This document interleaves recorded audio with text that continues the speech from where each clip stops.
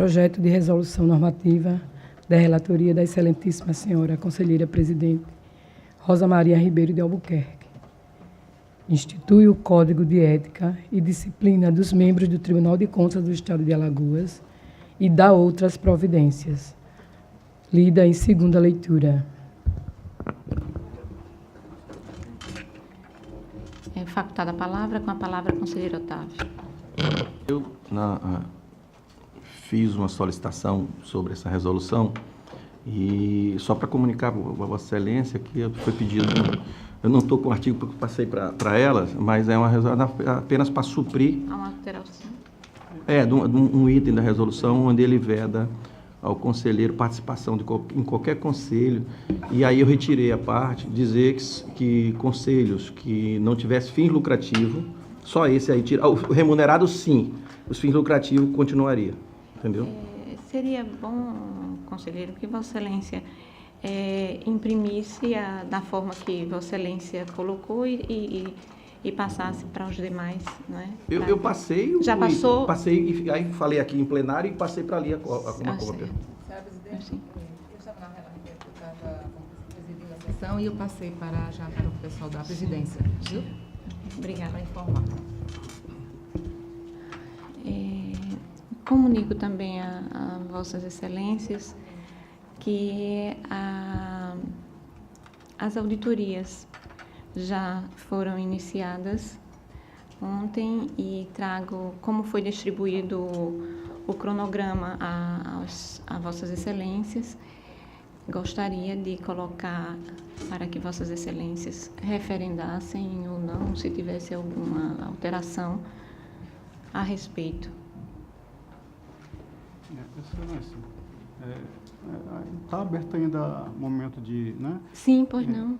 Primeiro, Excelência, queria falar quanto à questão do Código de Ética. Eu também vou fazer formalmente, mas queria deixar registrado aqui no plenário algumas mudanças. Por exemplo, no artigo 4º, para que seja acrescentado, entre os diversos princípios expostos, o da boa-fé processual, a fim de que algumas práticas, como a retirada de pauta de processos sem justificativa idônea, ela seja abolida desta Corte, tendo em vista que é necessário, sempre que tomamos uma ação, processualmente falando, justificar por que estamos tomando.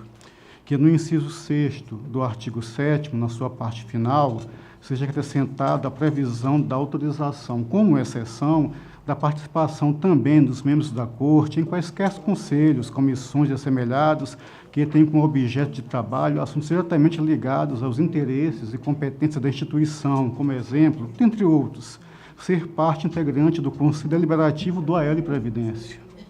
Ficando assim o texto, salvo de associação de classes sem remuneração e de quaisquer conselhos, comissões e assemelhados que têm como objeto de trabalho assuntos diretamente ligados aos interesses e competências da instituição.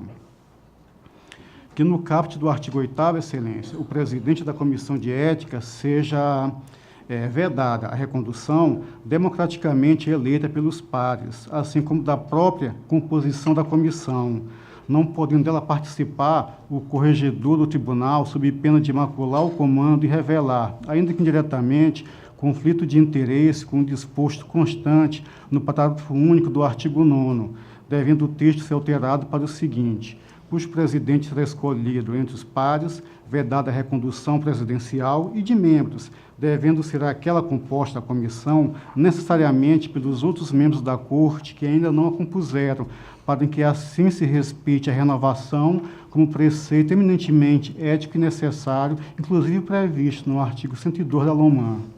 Que no parágrafo 4º do artigo 11, tendo que se verifica na prática processual recursal, trocasse o termo mesmo por outro, a fim de que se amolde àquela. O que é isso? É que quando há um recurso, o recurso volte para aquele relator, quando, na verdade, na prática processual, toda vez que há um recurso, a boa prática recomenda que vá para outro relator e fazer essa adequação lá também. E no artigo 6º do artigo 11, para que se utilize as nomenclaturas corretas, constantes na nossa lei orgânica e no nosso regimento interno, Excelência. Como assunto fazer formalmente, É só uma questão de adaptar aqui o texto, mas que fique registrado na sessão de hoje.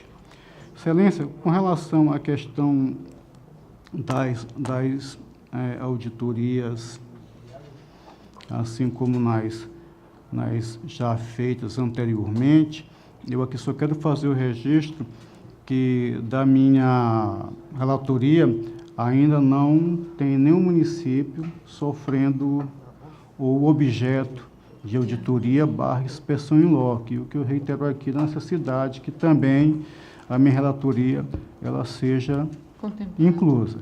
Tendo em vista que aquele foi distribuído a um certo cronograma de auditoria, Excelência, eu, de certa forma, me coloquei aqui um pouco contrário, por entender que essa seria data máxima vênia, atribuição da auditoria, em sugerir, como foi na gestão passada, para que o pleno dela tomasse conhecimento, se manifestasse, e aqui novamente reiterando a necessidade de obedecermos à isonomia, à igualdade, de que todas as relatorias tivessem lá a sua cota de trabalho. Eu reitero isso, mas que de qualquer forma, se das que foram feitas agora, nas outras, isso for corrigido, eu não tenho assim oposição a que o pleno referente, desde que isso seja corrigido. Assim, seja não só com relação à minha relatoria, mas porventura a relatoria de algum outro colega que não foi considerado nesta primeira leva. É nesse sentido, senhora presidente. Conselheiro, serão levadas em conta as sugestões de Vossa Excelência e com relação à não contemplação dos municípios que fazem parte da relatoria de Vossa Excelência, essa solicitação Vossa Excelência pode fazer pessoalmente que seja incluído, faça de forma oficial, que seja incluído também os municípios que, porventura, Vossa Excelência entenda que mereça, nesse instante, serem auditados, que do entendimento de Vossa Excelência observa que eles devam ser, que serão incluídos sem nenhuma... Eu entendo dessa forma. Excelência, é por isso que eu estou aqui, eu fico numa posição um pouco confortável para fazer a indicação deste daquele município, deste daquele ente. É por isso que há necessidade de um setor assim, isento, autônomo, faça este cronograma para que nós, sobre ele, nos debrucemos e aprovemos. Com relação a essa solicitação, já há um memorando da presidência tratando não da indicação de municípios, mas pedindo a questão da isonomia quanto à distribuição das auditorias. Já foi encaminhada a Vossa Excelência. Assim, já que tem vários requisitos que foram considerados para se fazer este cronograma por parte, pelo menos o que eu me recorde, com relação à diretoria de fiscalização municipal, eu não sei se nas outras diretorias são os mesmos requisitos, mas nesse eu acho que tem um memorando específico, Excelência, a respeito. Eu assim sugeriria que tanto a diretoria dos municípios quanto a do Estado e a da fiscalização da administração indireta tomasse os mesmos procedimentos e remetesse para Vossa Excelência, senhora, ao pleno, para que nós debrucemos, assim, sempre observando essa questão da isonomia.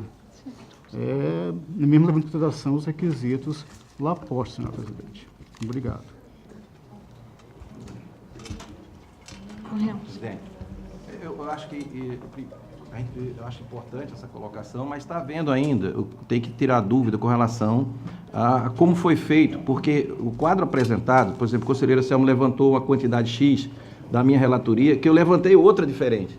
Então, eu teria que sentar e ver como o ano, se foi considerado o ano que era o relator, o outro, porque quando eu faço a minha contagem, dá completamente diferente da contagem que foi lá. E numa discussão uma colocação que a gente teve aqui, eu acho que talvez, uma explicação lógica, a gente tire essas dúvidas sem precisar mexer, como foi feito o ano, que às vezes é o ano. A gente, às vezes, conta 2012, mas ela foi aberta em 2013. entendeu? Essas coisas. Eu acho que com as pessoas que participaram, que formularam, eu acho que ela deve ter dado esse equilíbrio. Era importante ver como foi feito, que eu acho que talvez esteja equacionado e a gente nem esteja observando, entendeu? Era esse ponto que eu queria levantar. E outra, conselheira, com relação a...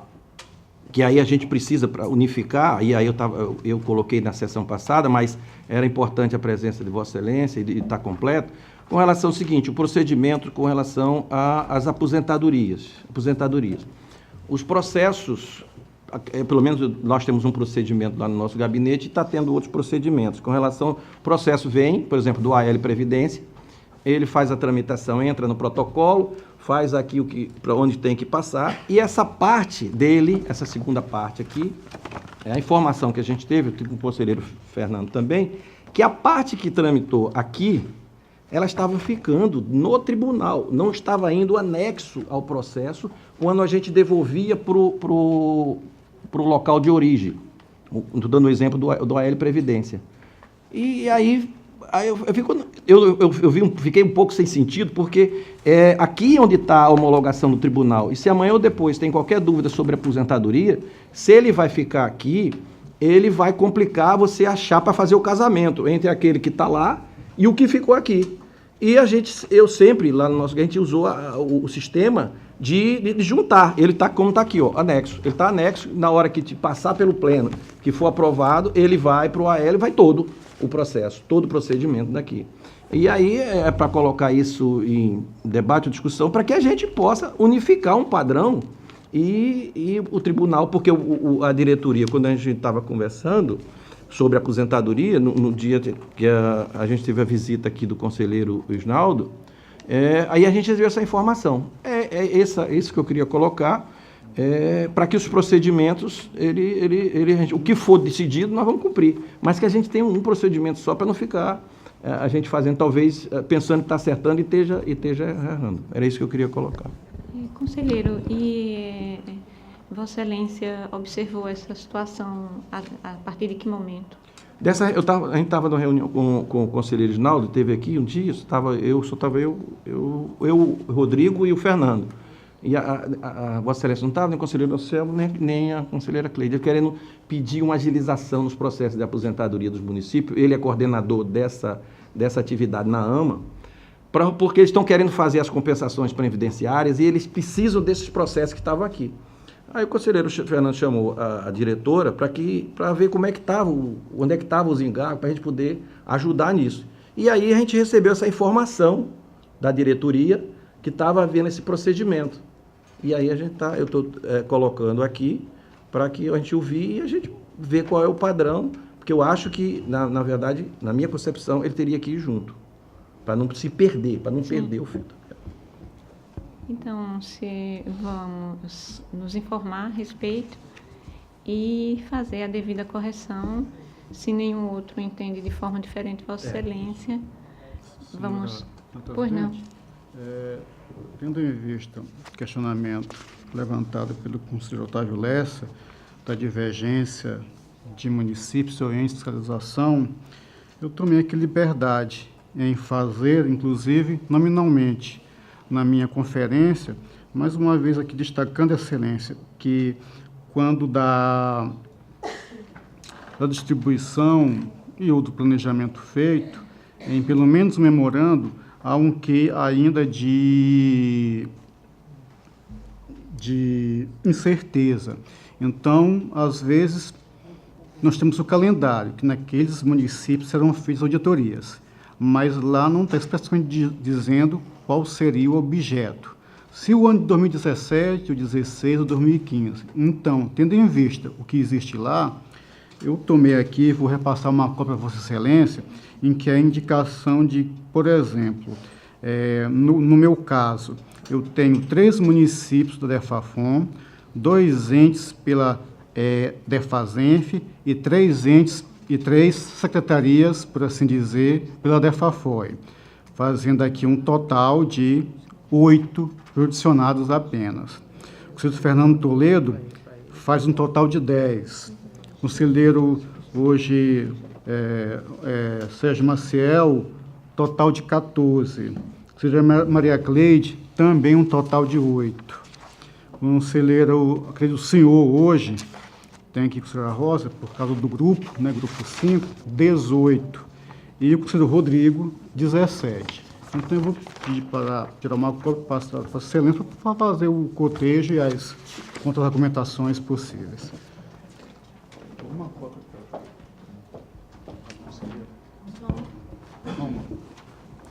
Continua facultada a palavra. Passamos, então, à ordem do dia para relatar o conselho. Senhor presidente, antes de começar do dia, eu peço gentilmente a reversão da pauta. Pois não. Tá. Muito obrigado, excelência. Referida à solicitação de Vossa Excelência. E gostaria de solicitar da conselheira Maria Cleide que me substituísse para concluir a sessão. Vou precisar me ausentar.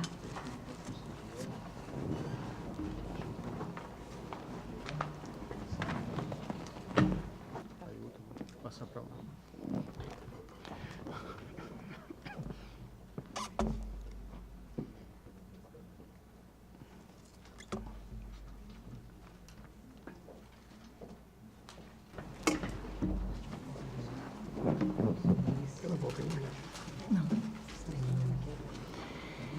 Então, na ordem do dia, para relatar o conselheiro Otávio Lessa.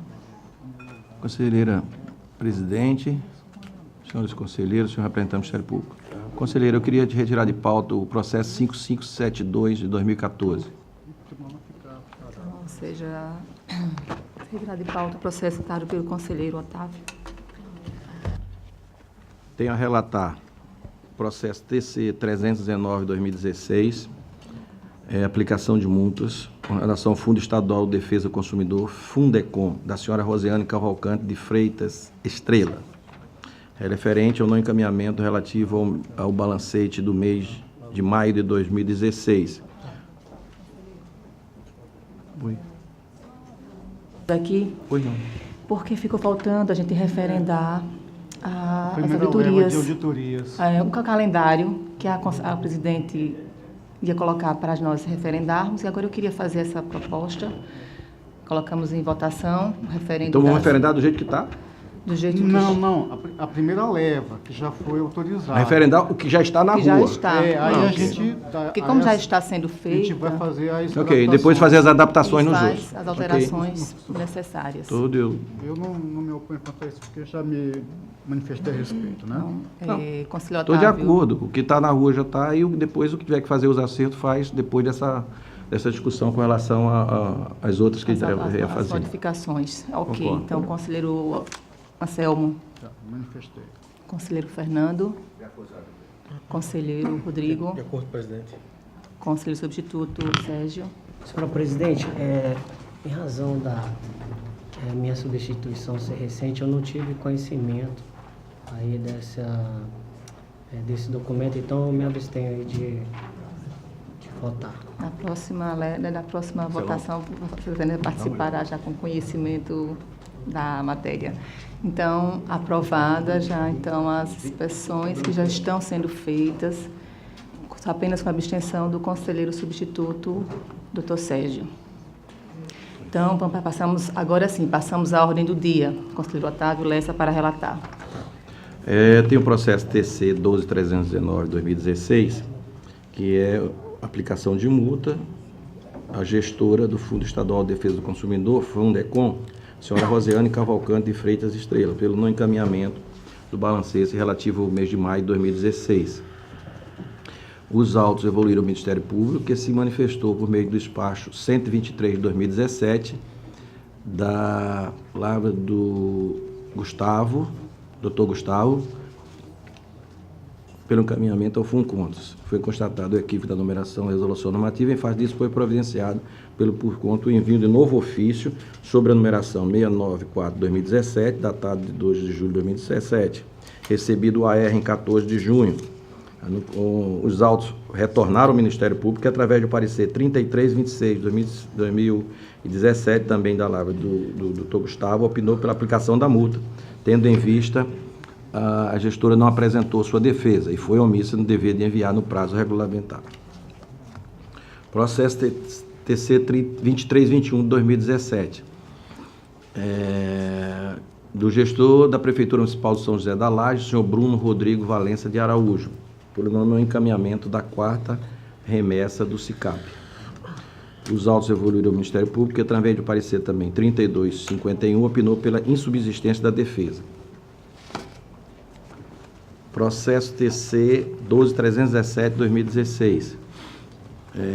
Fundo Estadual de Defesa do Consumidor, de novo, fundo é com a senhora Rosiane Cavalcante de Freitas, não encaminhou o balancete relativo ao mês de março de 2016, que também evoluiu ao Ministério Público, que opinou, através do parecer 3325, pela aplicação da multa. E o processo 12316 de 2016, também da senhora Rosiane, pelo não encaminhamento do balancete referente a fevereiro de 2016, que também o Ministério Público, através do parecer 3324, opinou pela aplicação da multa.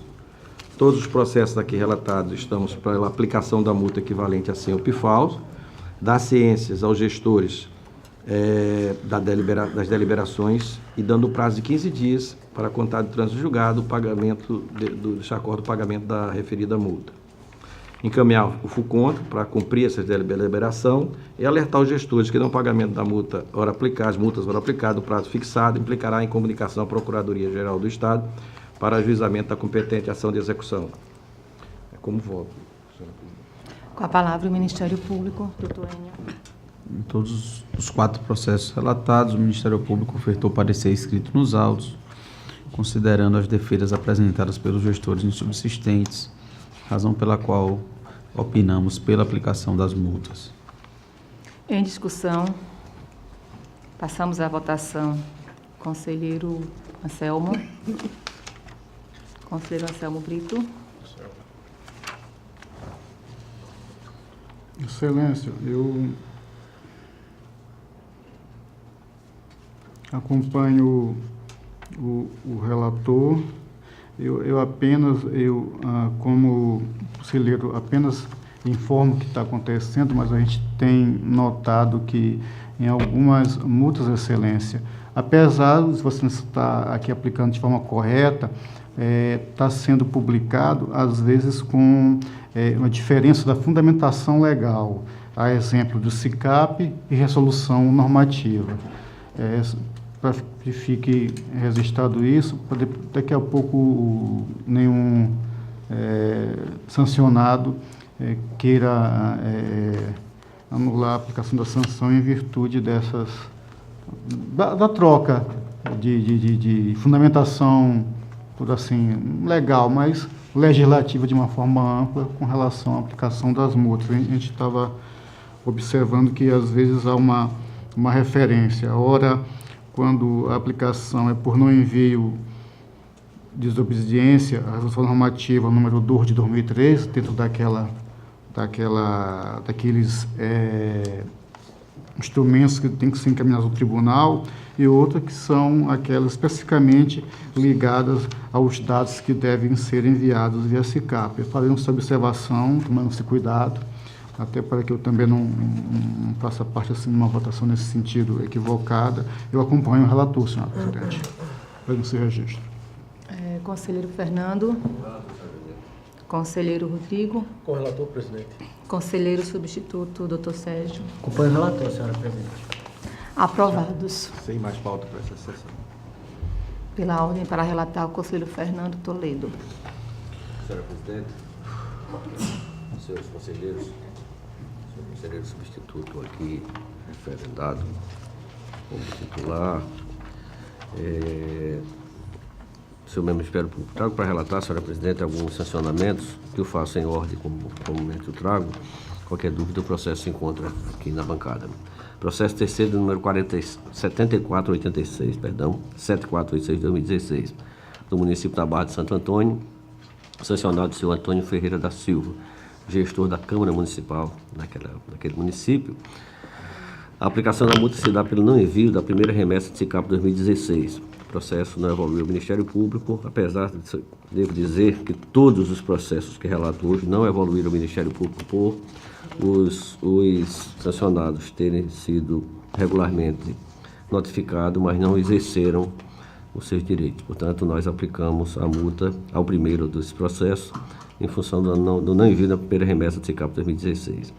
Segundo processo, TC 8296-2015, do município de São Luís de Quitunde, o responsável, seu Wellington Soares de Oliveira, gestor do Fundo Municipal de Saúde daquele município, e o sancionamento se dá pelo não envio da quarta remessa de SICAP 2014. No processo TC número 5910-2015, do município de Maragogi, interessado o senhor Júlio Vicente dos Santos Júnior, gestor do Fundo Municipal de Educação, a aplicação se dá pelo não envio da sexta remessa de SICAP 2014. Processo TC número 5912-2015, também do município de Maragogi, sancionada Rosana Rios do Nascimento, gestora do Fundo Municipal de Saúde, a aplicação da multa pelo não envio da sexta remessa de SICAP 2014. Processo TC número 13395-2015, do município de Marechal Deodoro, a responsável, a senhora Flávia Célia dos Santos Souza, gestora do Fundo Municipal de Educação, a aplicação da multa pelo não envio da terceira remessa do SICAP de 2015. Processo TC de número 9286 de 2015, do município de Porto de Pedras, o responsável, o senhor Fernando José de Medeiros, gestor do Fundo Municipal à época de Assistência Social, a aplicação da multa pelo não envio da segunda remessa de SICAP 2014. Processo TC de número 9296-2015, do município de São Miguel dos Milagres, o sancionado, o senhor Edilson Manuel da Silva, gestor à época do Fundo Municipal de Assistência Social, a aplicação da multa pelo não envio da segunda remessa de SICAP 2014. Processo TC número 9287-2015, esse do município de São Miguel dos Milagres também, o responsável, o senhor Adalberto Paiva Versosa Júnior, prefeito à época daquele município, a aplicação da multa pelo não envio da segunda remessa de SICAP 2014. Processo TC número 9294-2015, do município de São Miguel dos Milagres também, interessada o responsável, senhora Sirlene Santos da Costa, gestora à época do Fundo Municipal de Saúde, a aplicação da multa pelo não envio da segunda remessa de SICAP 2014. E processo TC de número 8278-2015, do município de Maragogi, a responsável, a senhora Vânia Bastos Marinho, gestora do Fundo Municipal de Saúde, o sancionamento pelo não envio da quarta remessa de SICAP de 2014. Todos os processos sofreram a sua tramitação regular, legal, normal, e nós aplicamos a multa no patamar mínimo de CEPFAL a cada um desses gestores, e que ele tem o prazo para recolhimento do referido valor de 15 dias a contar da data do trânsito em julgado do presente acordo, pela remessa dos autos ao FUNCONTAS para a ciência e cumprimento da deliberação contida, e posteriormente promover a juntada do presente processo aos atos da prestação de contas do respectivo órgão. Caso não haja o pagamento no prazo fixado, comunica a Procuradoria-Geral do Estado de Alagoas para promover a ação extrajudicial deste título. Assim como vota, senhora presidente. Com a palavra o Ministério Público, doutor Enio. Tendo em vista que nos processos ora relatados, os gestores, apesar de regularmente notificados, sequer exerceram o direito de apresentar defesa, o Ministério Público opina pela aplicação das multas. Em discussão, os processos relatados pelo conselheiro Fernando. Passamos à votação.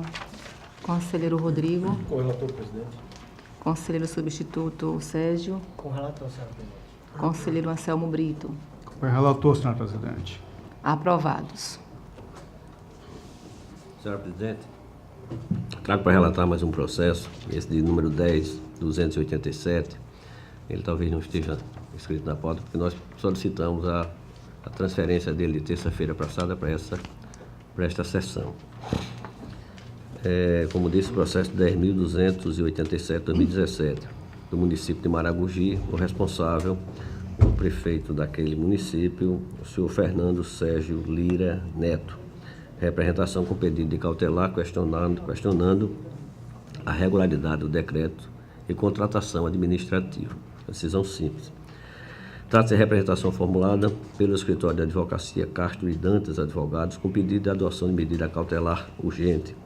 Em rápida síntese, o requerente expõe o seguinte: item 1, que foi contratado pelo município em procedimento de inelegibilidade da licitação com o fito de apresentar medida judicial em seu favor, objetivando reaver valores repassados a menor pela União a título do Fundef. 2, que após muita discussão judicial conseguiu êxito da demanda proposta, tanto que foi expedido precatório a ser adimplido no dia 12 de julho de 2017. Item 3 da solicitação. Não obstante, sem que tenha sido dada qualquer oportunidade ao contraditório,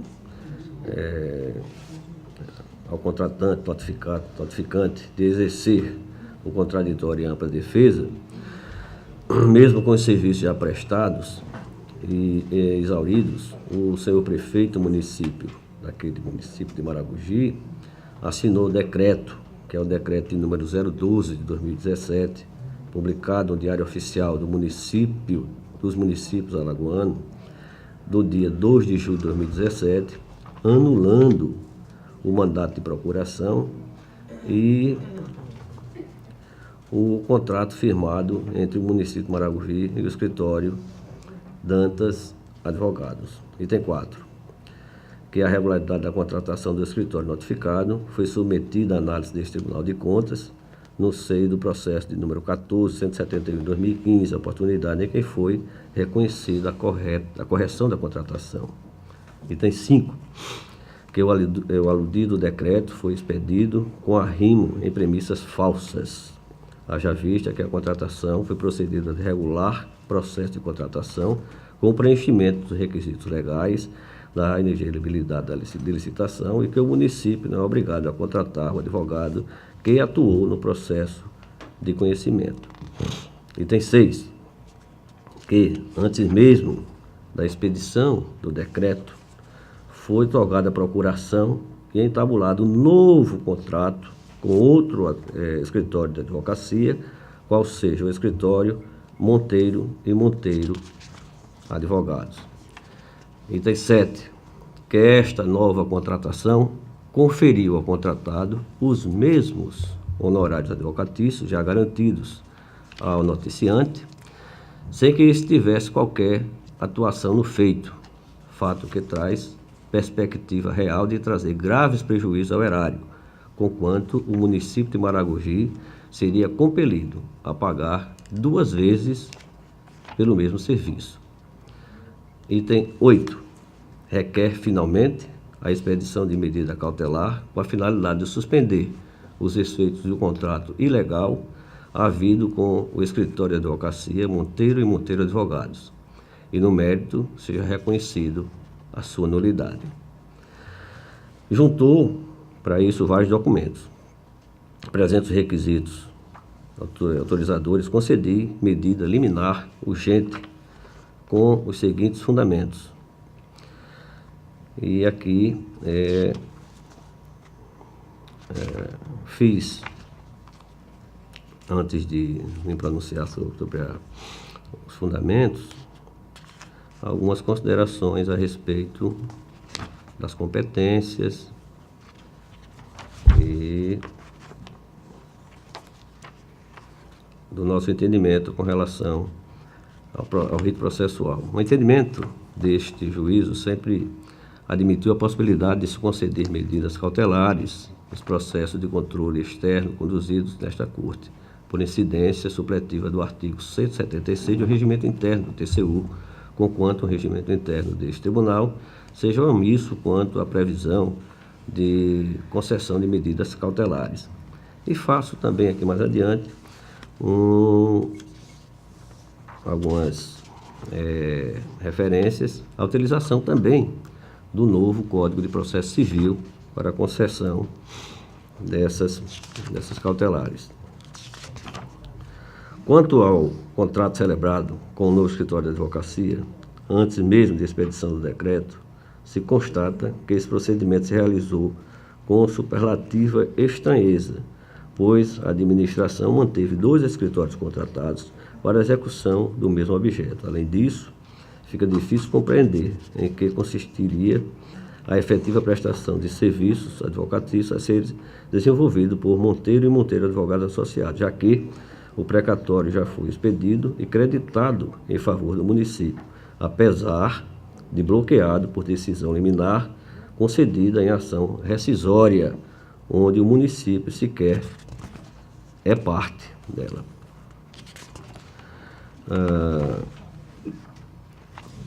O Ministério Público se posicionou com relação a este fato. Na verdade, antes do exposto, decido, apresento a Vossas Excelências o conteúdo da nossa decisão. Suspendo de ofício a eficácia do decreto de número 012/2017, expedido pelo prefeito do município de Maragogi. Determino que o prefeito de Maragogi, no mínimo, suspenda a execução do contrato de honorários advocatícios firmado em 26 de maio de 2017 com o escritório de advocacia Monteiro e Monteiro Associado. Determina a imediata intimação do prefeito de Maragogi para dar cumprimento da presente decisão sob pena das aplicações das sanções pertinentes. Determino a imediata comunicação desta decisão à 2ª Vara da Justiça Federal de Alagoas, fazendo-se referência à ação de número 0803622, 42/2014, de 4 de maio, 0405-8000.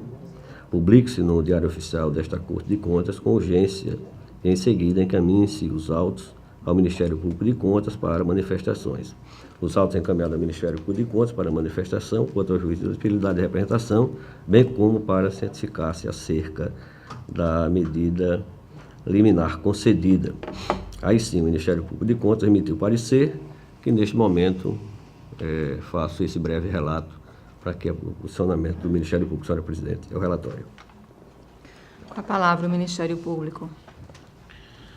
Senhora presidente, senhor conselheiro relator, senhores conselheiros, tendo em vista que se trata de um processo que tem algumas questões complexas, eu vou pedir vênia a Vossas Excelências para ler a íntegra do parecer que foi proferido nos autos.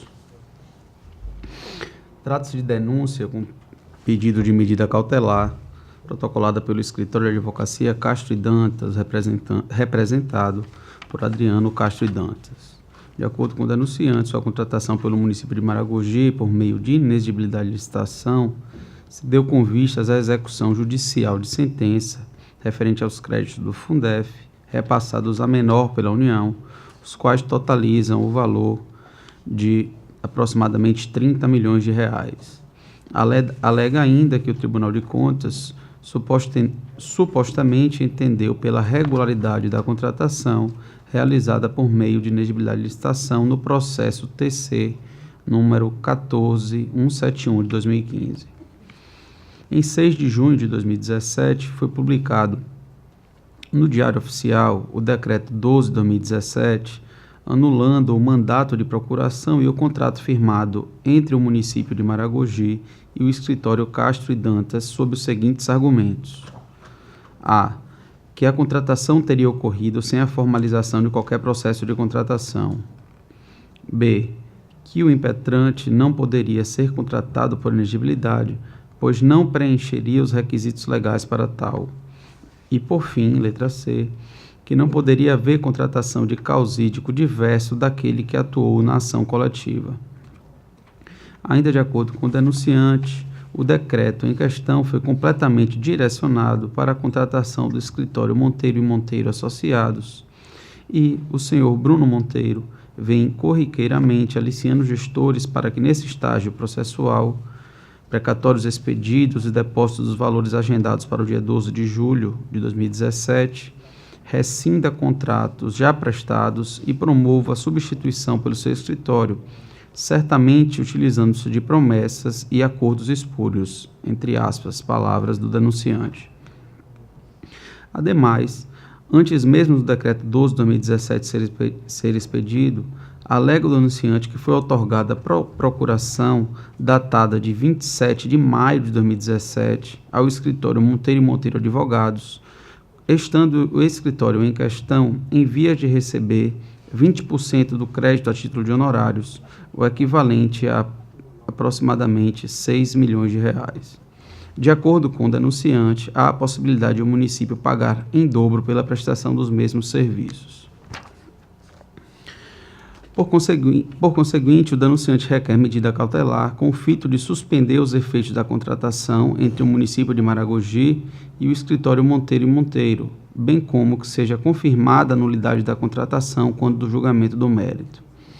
Em 14 de julho de 2017, foi exarada a decisão monocrática pelo relator, sem a indispensável oitiva prévia do Ministério Público de Contas nos seguintes termos: suspendendo a eficácia do decreto municipal número 12 de 2017, expedido pelo prefeito do município de Maragogi, e b. determinou-se a suspensão da execução do contrato do escritório Monteiro e Monteiro pela Prefeitura Municipal. O procedimento de denúncia ou representação previsto no regimento interno deste Tribunal de Contas de Alagoas deve seguir algumas etapas. Inicialmente, o plenário, após a oitiva do Ministério Público de Contas, deve decidir em juízo de cognição nitidamente sumária, diante dos elementos existentes nos autos, se os fatos narrados pelo denunciante e representante merecem ser apurados ou não. Na fase seguinte, decidindo-se pela apuração, serão procedidas as diligências que o relator determinar ou solicitar à presidência, tal como a realização de inspeção in loco. Trata-se, pois, de fase instrutória. Em seguida, o tribunal decidirá preliminarmente se a denúncia ou representação merece tornar-se processo administrativo. Caso positivo, deve haver a citação dos denunciados representados para apresentar defesa. Decidindo a Corte pela conversão da denúncia ou representação em processo administrativo e efetivada a citação, deve-se ouvir a Auditoria e o Ministério Público de Contas em pareceres conclusivos para finalmente ocorrer o julgamento pelo Tribunal. Note-se que, por disposição expressa do regimento interno, os demandados deverão ser intimados do dia do julgamento. Esta introdução revelou-se necessária para definir o teor da manifestação do parquê nesse instante, bem como os passos a serem seguidos daqui por diante. Não apresenta maiores dificuldades concluir que, pelo estágio inicial do feito, trata-se daquele juízo referido no artigo 192 do regimento interno, necessário para definir se, diante dos fatos e documentos apresentados pelo denunciante, seria o caso de apuração por parte deste Tribunal de Contas. A denúncia foi encaminhada por pessoas devidamente identificadas nos autos e trata-se de matéria inserida no âmbito de competência deste tribunal. Quanto ao mérito, a representação está apta a ensejar a atuação da Corte, por constar indícios de irregularidade, os quais passa-se a explanar. Tópico 1º. A nulidade da decisão liminar, da ausência de vista ao Ministério Público para manifestação em sede de denúncia. Instituição secular no Brasil, o Ministério Público de Contas é órgão contemporâneo ao surgimento dos tribunais de contas, e desde então, sempre presente na legislação ordinária brasileira. Foi com a Constituição de 88, contudo, que o Ministério Público de Contas foi erigido pela primeira vez em instituição constitucional como parte integrante e indissociável da organização do Estado e dos poderes da República. Além da referência feita em seu artigo 73, parágrafo 2º, inciso 1, o artigo 130 da Constituição Federal de 88 prevê a existência do Ministério Público junto aos tribunais de contas, estabelecendo também que aos seus membros aplicam os mesmos direitos, vedações e forma de provimento do Ministério Público Comum. Aqui segue tratando algumas questões de competência do Ministério Público e eu vou passar essa parte e entrar diretamente no ponto que trata da necessidade de manifestação prévia para a concessão das medidas cautelares.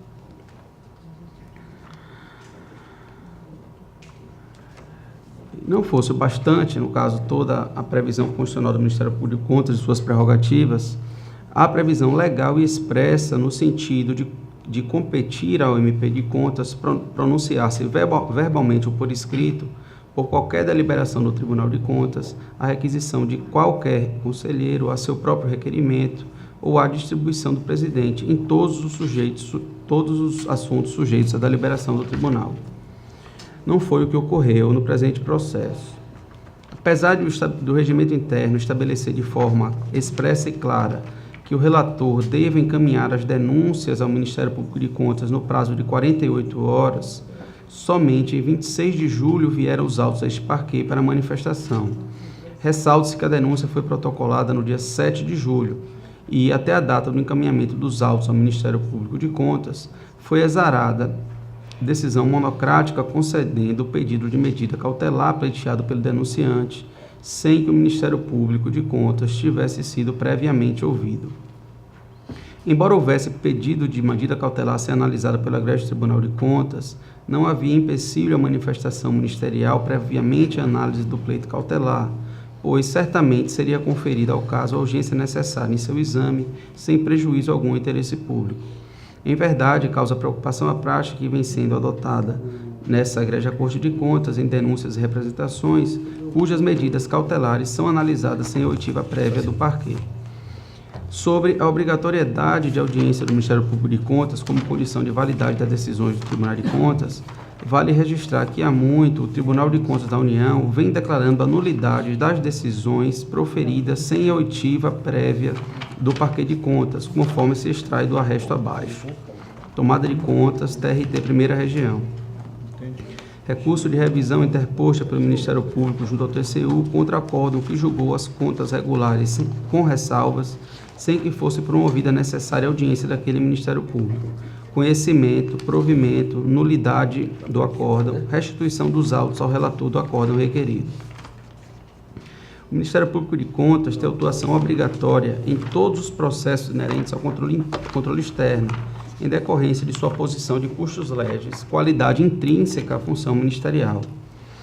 Assim, manifesta o prejuízo que a nulidade decorrente da ausência da oitiva ministerial causou ao processo, impedindo a atuação do parquet para manifestar-se em relação ao pedido de medida cautelar formulado pelos denunciantes. A ausência de manifestação ministerial permitiu que o responsável induzisse a erro o relator e o pedido de medida cautelar de grande relevância para assegurar o resultado útil do processo. Destarte, deve ser declarada a nulidade da decisão proferida sem a manifestação do parquet, do necessário restabelecimento da marcha processual.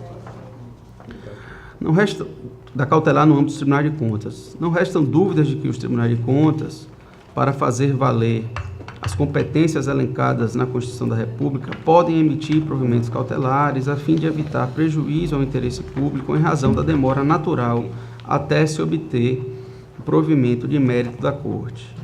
Colaciona aqui no parecer uma decisão do Supremo Tribunal Federal, corroborando esse entendimento.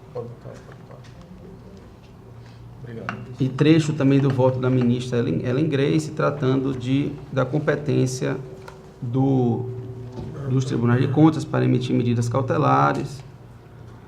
Posteriormente, também cita os artigos do regimento interno do TCU que são utilizados subsidiariamente por este Tribunal de Contas, por não haver disposição expressa no nosso regimento sobre a concessão de medidas cautelares. E segue a argumentação. Das regras acima transcritas, extrai-se os requisitos necessários à concessão das medidas ora pretendidas para a suspensão dos efeitos das contratações. Tem-se como requisito necessário a concessão da medida a presença de fundado receio, fumus boniuris, e de grave lesão ao erário ou direito alheio, ou de risco de ineficácia da decisão de mérito. Para a indisponibilidade de bens, é necessário que exista o risco de que os responsáveis possam dificultar a instrução do feito ou inviabilizar o ressarcimento do dano ao erário. A título de medida cautelar, o denunciante requereu a suspensão dos efeitos do contrato supostamente legal firmado entre o município de Maragogi e o escritório Monteiro e Monteiro Associados, bem como o restabelecimento da contratação com o escritório Castro e Dantas. entende-se que os argumentos suscitados pelo denunciante são parcialmente procedentes, fazendo-se necessário, de fato, suspender a contratação do escritório Monteiro e Monteiro Associados, o qual não implicará necessariamente na confirmação ou restabelecimento da contratação com o escritório Castro e Dantas. Pelo contrário, faz-se necessário suspender ambas as contratações até que esta Corte julgue em definitivo a regularidade ou não das contratações. O denunciante equivocadamente afirma que o Tribunal de Contas, através de seu plenário, no processo 14.171 de 2015, chancelou a legalidade e a regularidade do contrato firmado entre o município de Maragogi e o escritório Castro e Dantas. Na verdade, o processo 14.171 de 2015 foi originário de representação proposta pelo Ministério Público de Contas, baseada em indícios de irregularidade na contratação do próprio escritório ora denunciante. Da análise da decisão simples proferida pelo plenário do TCE no bojo do processo 14.171 de 2015, publicado no Diário Oficial de 15 de março, extraem-se os seguintes excertos. Não foi demonstrado pelo MPC, ao menos rarefeitamente, que o município de Maragogi tinha, na época, procuradoria, a qual fosse destarte apta a desenvolver a aludida atividade. De igual modo, não foi demonstrado que o preço da contratação era incompatível com o praticado no mercado. No que pertine à singularidade da matéria, é hoje muito conhecida, mas quando da contratação guardava muitas dúvidas e senões. O êxito alcançado até o momento revela certamente a expertise do escritório, o qual fora, quando da contratação, lastreado em robusta documentação comprobatória da sua capacidade técnica. Portanto, avaliar a singularidade do serviço de atividade diante do quadro apresentado é uma situação hercúlea, quase que impossível, levando à presunção de sua existência. Em razão de tais premissas, não se pode chegar à conclusão de que havia viabilidade de licitação. Não está patenteado a existência de dano ao erário ou desvantajosidade da contratação empreendida. Esse é um excerto do voto proferido, do acordo proferido no processo TC 14.171 de 2015 aqui neste tribunal.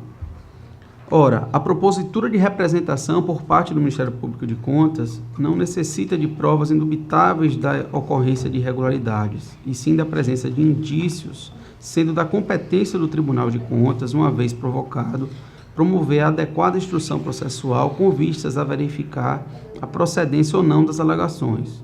Conforme é fluida a decisão, a mesma não se deu com análise exauriente do mérito, restringindo-se a decidir estritamente com base nas informações carreadas aos autos pelo Ministério Público de Contas, em cognição evidentemente sumária. Inclusive, o próprio dispositivo da decisão afirma que o Pleno do TCE decidiu sequer conhecer da representação proposta pelo parquet, por supostamente não estarem presentes os requisitos dos artigos 190 e 191 do Regimento Interno do Tribunal de Contas, o que dirá promover a devida instrução processual, que é a etapa posterior. Afinal, registre ainda que afirmar que a representação não foi conhecida significa dizer que os pressupostos processuais de existência da relação jurídica processual não foram preenchidos nos termos regimentais. Isto é, não se refere à matéria de competência do tribunal, não foi dirigida com clareza, não conteve a qualificação do denunciante de seu endereço e ainda não trouxe informações sobre o fato e autoria, nem as circunstâncias dos elementos de sua convicção, nem mesmo indicação da produção de provas ou indício da existência do fato denunciado. Por conseguinte, entende-se que a análise da regularidade ou não da contratação do escritório Castro e Dantas pelo município de Maragogi não foi devidamente julgada, uma vez que a instrução processual sequer prosperou no âmbito da representação proposta, a qual nem superou a etapa da admissibilidade de acordo com o Pleno do Tribunal de Contas. Em relação à recente contratação do escritório Monteiro e Monteiro Associados, informada pela denunciante, igualmente faz-se necessário promover a suspensão da contratação. O contrato em questão foi firmado em 26 de maio de 2017, com fundamento no artigo 25, inciso 2 da Lei de Licitações, isto é, por inexigibilidade de licitação. Na data em questão, já estava em vigor a Instrução Normativa número 3 de 2016, que dispõe sobre a realização de serviços contábeis e jurídicos no âmbito da administração municipal alagoana.